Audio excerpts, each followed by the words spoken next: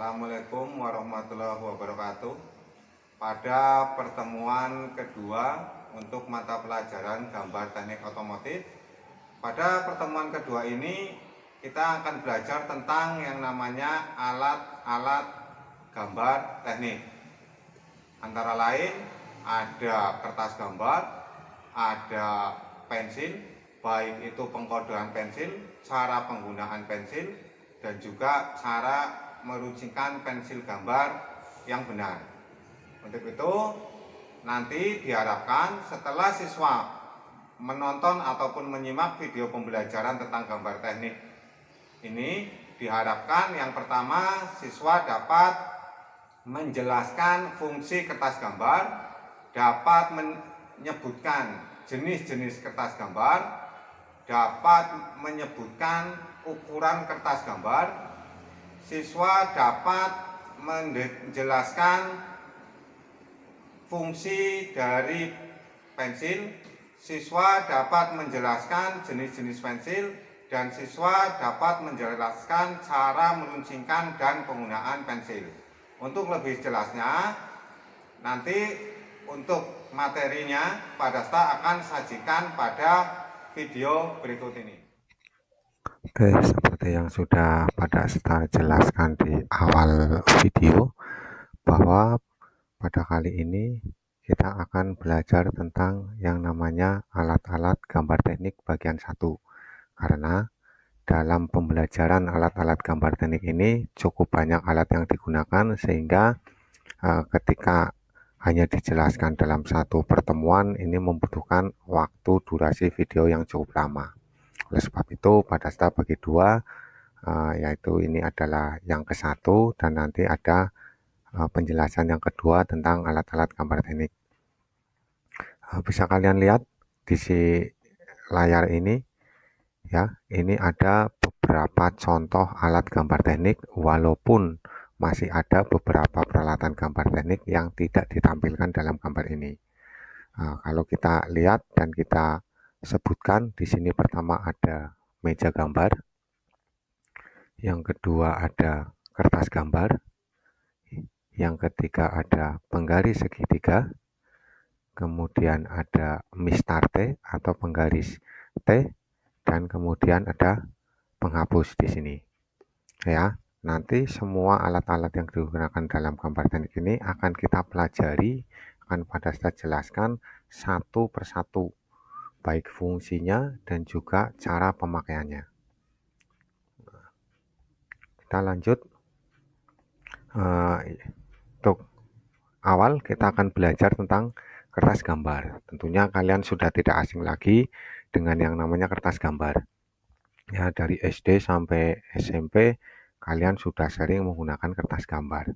Nah, kertas gambar ini adalah perlengkapan gambar yang terbuat dari bahan kertas dan berfungsi sebagai tempat menggambar. Dalam gambar teknik ini, kertas gambar yang digunakan ini ada dua yang sering digunakan. Yang pertama adalah ada kertas putih, yang kedua ini ada yang namanya kertas kalkir, di mana kertas putih yang ini biasanya jenisnya ada kertas pada larang dan ada juga kertas manila, ya, seperti buku-buku gambar yang digunakan oleh anak SD, anak SMP, dan sebagainya. Ini termasuk dalam kategori yang namanya kertas putih. Kemudian ada yang namanya kertas kalkir, ya. Ini namanya kertas kalkir. Kalau kita lihat dari bentuknya saja, dia antara kertas putih dan kertas kalkir ini memiliki perbedaan. Nah, kertas pada larang dan kertas manila ini adalah jenis kertas yang tidak tembus cahaya. Nah, selain tidak tembus cahaya, kertas ini juga ketebalannya ini agak tebal, sehingga dia seperti tadi Pak Desta jelaskan, tidak tembus cahaya atau tidak transparan. Nah, biasanya kertas gambar ini untuk membuat gambar dengan pensil, dan terkadang juga sudah ada yang membuatnya dengan menggunakan yang namanya tinta ataupun Rapido. Nah, sedangkan yang ini adalah kertas kalkir, di mana kertas kalkir ini adalah kertas yang tembus cahaya ataupun transparan, berbeda dengan kertas putih. Kalau kertas putih ini tidak tembus cahaya, kertas kalkir ini adalah kertas yang tembus cahaya. Kemudian fungsinya, kegunaannya apa bila dibandingkan dengan kertas putih? Nah, kertas kalkir ini biasanya digunakan untuk membuat gambar dengan tinta yang merupakan proses lanjutan dari pembuatan gambar dengan pensil. Maksudnya, ketika kita sudah selesai menggambar menggunakan kertas putih, maka akan kita lanjutkan atau kita blok menggunakan kertas kalkir, kita tempatkan di atasnya ini, kemudian baru kita menggambar atau mengeblak dalam bahasa Tegalnya. Kita lanjutkan setelah tahu kertas yang digunakan dalam menggambar teknik, yaitu kertas putih dan kertas kalkir. Kita akan membahas yang namanya ukuran standar kertas gambar menurut ISO, di mana ISO ini sudah pada saya jelaskan pada gambar teknik pertemuan pertama. Oke, kita perhatikan di sini.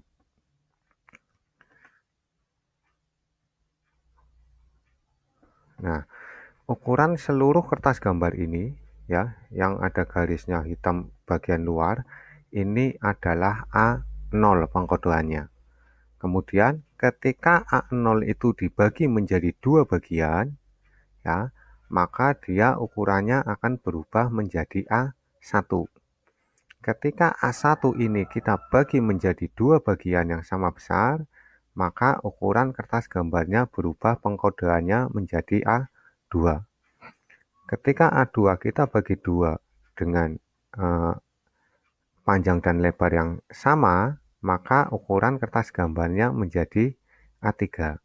Ketika A3 kita bagi menjadi dua, maka ukuran kertasnya menjadi A4. Nah, ketika A4 kita bagi dua, maka ukurannya berubah menjadi A5. Berarti pengkodean kertas gambar adalah mulai dari A0, A1, A2, A3, A4, dan juga A5. Semakin besar angka di belakang huruf A ini, maka kertas gambarnya ukurannya akan semakin kecil. Ini untuk pengkodean gambar menurut ISO. Kemudian berapa ukuran panjang dan lebarnya untuk masing-masing jenis kertas ini? Nah, kita perhatikan tabel berikut ini. Pada saya contohkan di sini ada yang namanya ukuran kertas gambar adalah A0, ya, walaupun di sini ada ukurannya A0 sampai dengan A5. Pada saya contohkan untuk A0. A0 lebarnya adalah 841 dengan satuan milimeter. Panjang 1189 mm, sisi kiri 20 mm, sisi C 10 mm. Oke, mungkin kalian masih bingung hanya dengan tabel ini, maka perhatikan gambar di bawah ini.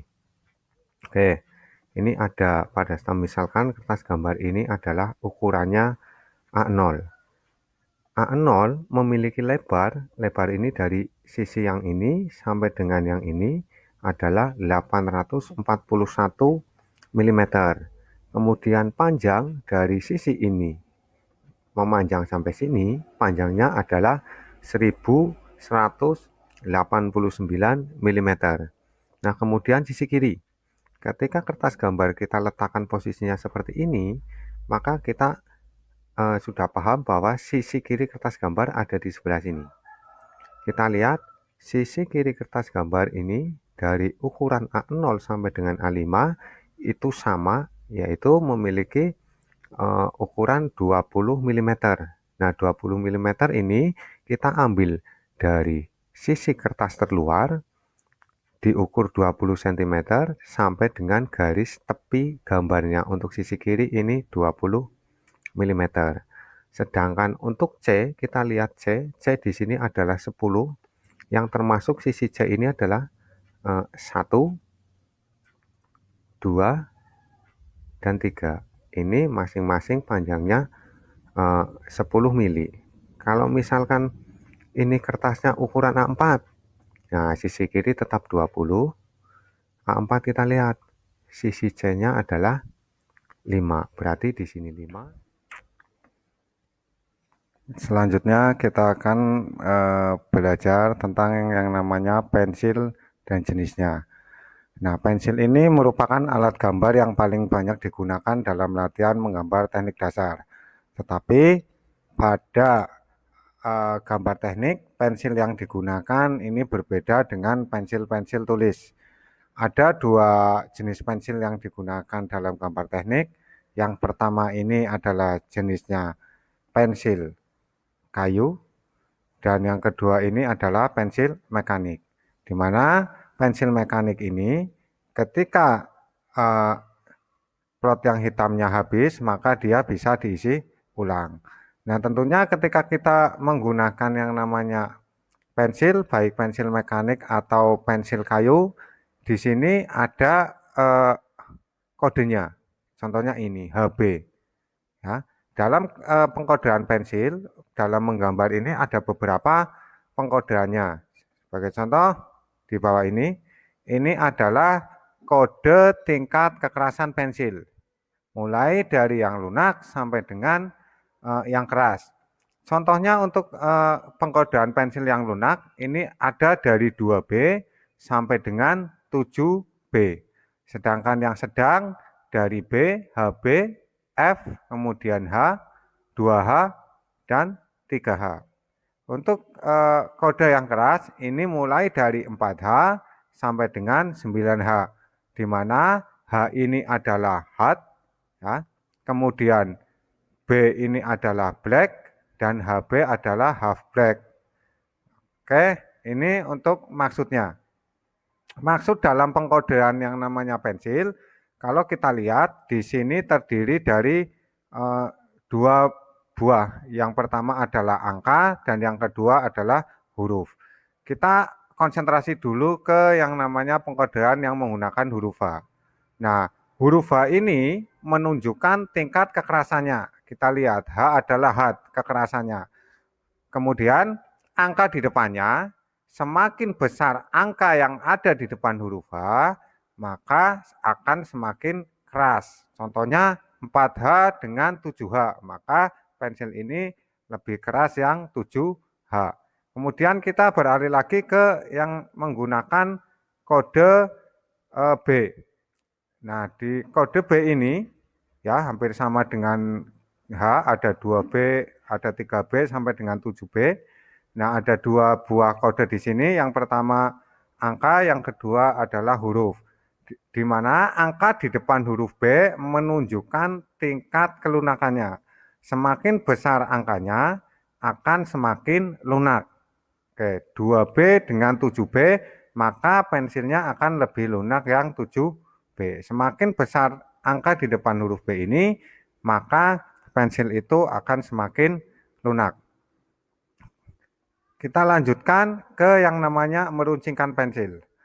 Walaupun yang namanya meruncingkan pensil boleh kita anggap sepele, tetapi runcing dan tidaknya pensil itu akan menentukan hasil ketika kita membuat garis. Bagus atau tidak. Nah, dalam yang namanya cara meruncingkan pensil dalam gambar teknik ini tidak diperbolehkan dengan caranya, sebagai contoh kebiasaan kalian yang ada di kelas, dengan mencoret-coretkannya atau menggosok-gosokkannya di meja. Kemudian menggosok-gosokkannya di keramik ataupun di tembok. Karena cara meruncingkan seperti itu akan mengakibatkan kotor lingkungan sekitar.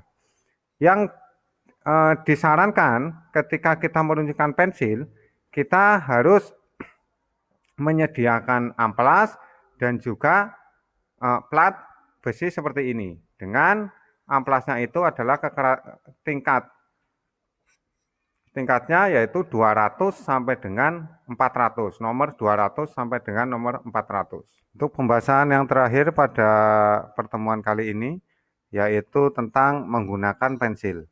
Dalam menggambar teknik, menggunakan pensil ini sangat berarti untuk menghasilkan sebuah garis atau sebuah gambar yang ketebalannya sama dan juga bersih untuk garisnya, jadi garisnya tidak double, tidak melenceng ke kanan ataupun ke kiri. Pada saat tampilkan di sini ada gambar cara penggunaan pensil, di mana kalau kita lihat gambar di sini, pensil ini mempunyai sudut kemiringan sebesar 60 derajat dengan sudut penarikannya. Oke ya. Nah, di sini ketika kita membuat membuat garis, maka satu yang harus kita lakukan adalah mistar penggarisnya itu ditekan. Agar ketika kita membuat garis ini, maka mistar ini tidak akan bergeser. Kalau mistarnya bergeser, garis yang dihasilkan pada saat menggambar tidak akan lurus. Yang kemudian pensil ini ditarik dan dimiringkan kurang lebih 60 derajat. Kemudian ketika kita penarikan pertama, penekanannya ini jangan terlalu keras, dan juga ketika pensilnya sudah kita jalankan, maka pensilnya harus sedikit-sedikit diputar agar garis yang dihasilkan pada saat kita menggambar menggunakan pensil, garisnya ini memiliki ketebalan yang sama dan juga hasilnya akan bersih. Nah, untuk pertemuan kedua gambar teknik ini, apa yang sudah pada saya jelaskan pada pertemuan ini semoga dapat disimak sehingga kalian dapat memahami apa yang sudah pada saya sampaikan pada materi gambar teknik pertemuan kedua ini.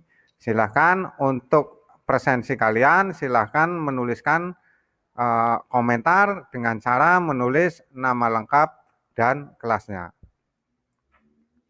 Pertemuan kedua cukup sekian, pada saya akhiri. Wassalamualaikum warahmatullahi wabarakatuh.